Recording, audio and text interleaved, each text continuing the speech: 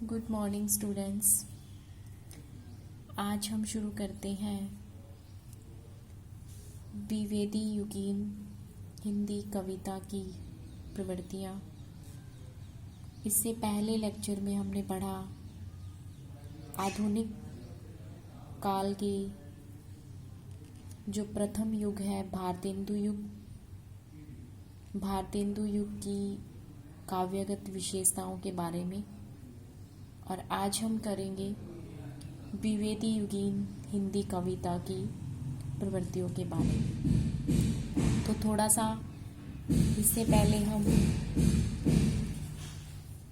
द्विवेदी युगीन काव्य के बारे में थोड़ा जान लें कि द्विवेदी युग आचार्य महावीर प्रसाद द्विवेदी जी के नाम पर इसका नामकरण हुआ।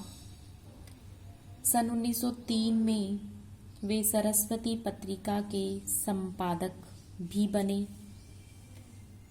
उन्होंने क्या किया, तत्कालीन जो साहित्यकार थे उनको युग बोध से जुड़े हुए साहित्य की रचना करने की प्रेरणा भी उन्होंने दी।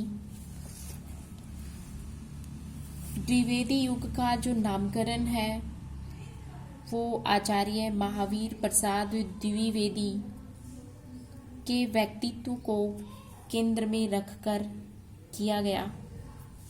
उन्होंने सरस्वती पत्रिका के संपादक के रूप में हिंदी जगत की महान सेवा भी की। हिंदी साहित्य की दिशा और दशा दोनों को बदलने में उन्होंने अपना अभूतपूर्व योगदान दिया। महावीर प्रसाद द्विवेदी जी ने सन 1903 में सरस्वती पत्रिका का संपादन उन्होंने किया, संपादक बने वो।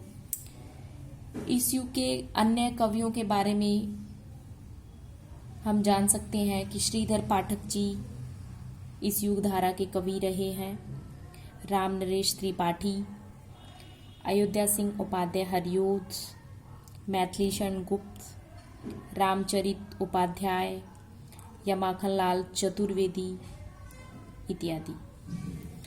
भाव, भाषा और विषय सभी दृष्टियों से इस युग के काव्य में हमें काफी विविधता देखने को मिलती है।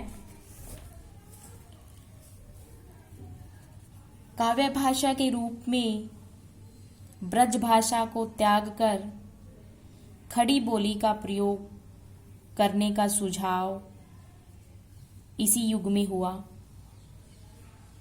द्विवेदी जी ने कवि कर्तव्य जैसे निबंधों द्वारा कवियों को उनके कर्तव्य का बोध भी कराया, अनेक दिशा निर्देश भी दिए, जिससे क्या है विषय वस्तु, भाषा शैली, छंद योजना, अनेक दृष्टियों से उसके काव्य में क्या है नवीनता का समावेश हुआ। द्विवेदी जी ने भाषा, संस्कार, व्याकरण शुद्धि, विराम चिन्हों के प्रयोग द्वारा हिंदी को परिनिष्ठित रूप प्रदान करने का प्रशंसनीय कार्य भी उन्होंने किया।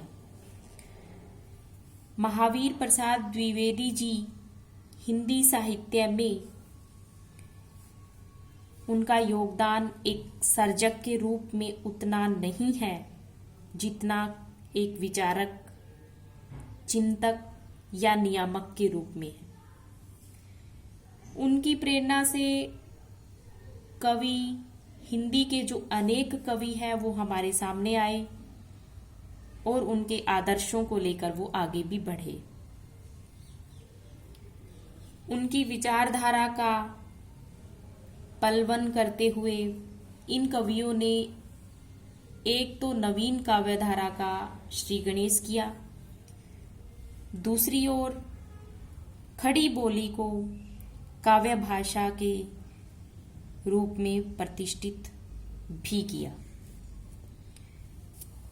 तो यह युग क्या है, भाव, भाषा और विषय सभी दृष्टियों से उसमें विविधता पाई जा सकती है। तो हम अब इसकी प्रवृत्तियों के बारे में जिक्र करते हैं कि द्विवेदी युगीन कविता की प्रवृत्तियां। सबसे पहली प्रवृत्ति हमारी है राष्ट्रीय भावना। द्विवेदी युग के प्रत्येक कवि उन्होंने अपनी रचनाओं में राष्ट्रीय भावना के कुछ अंश अवश्य दिए हैं। इन कवियों ने क्या किया है, प्रतंत्र देश को स्वतंत्र कराने के लिए एक स्वर में काव्य रचना की है। यूं तो भारतेंदु युग के कवियों में भी देश प्रेम की भावना थी, लेकिन कैसा देश प्रेम था?